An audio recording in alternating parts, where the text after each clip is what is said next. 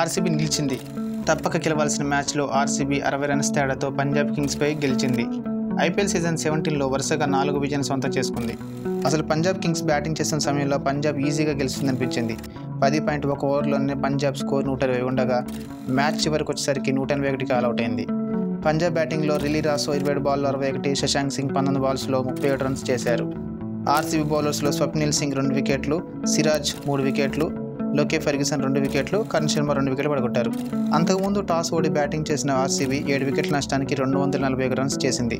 ఇంత భారీ స్కోర్ చేయడానికి reason definitely run machine Virat కోహ్లీనే. 4 ఓవర్లను 2 వికెట్లు పడ్డ ఆర్సీబీని ఒక ఎండ్లో వికెట్ పడకుండా కాపాడుకుంటూ బ్యాటింగ్ చేశాడు. ఆర్సీబీ బ్యాటింగ్లో విరాట్ కోహ్లీ 47 బాల్స్లో 92 రన్స్ చేశాడు. ఇందులో 6 సిక్సర్లు 7 ఫోర్లు ఉన్నాయి.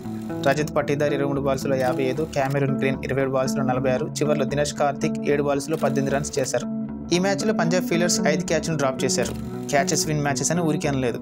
పంజాబ్ బౌలర్స్లో కావేర్పు 2 వికెట్లు, హర్షల్ పటేల్ 3 వికెట్లు తీసుకున్నారు. ఈ ఇన్నింగ్తో ఆర్సీబీ తన నాకౌట్ అవకాశాలు నిలుపుకుంది. 12 మ్యాచ్ల్లో 5 విజయాలతో 10 పాయింట్స్ సాధించి 7th ప్లేస్లో నిలిచింది. ఫ్రెండ్స్, ఆర్సీబీ ప్లే ఆఫ్స్కి క్వాలిఫై అవుతుందా లేదా మీరేమనుకుంటున్నారో కామెంట్ చేయండి. ఈ వీడియో నచ్చితే లైక్ చేసి సబ్స్క్రైబ్ చేసుకోండి. జై హింద్.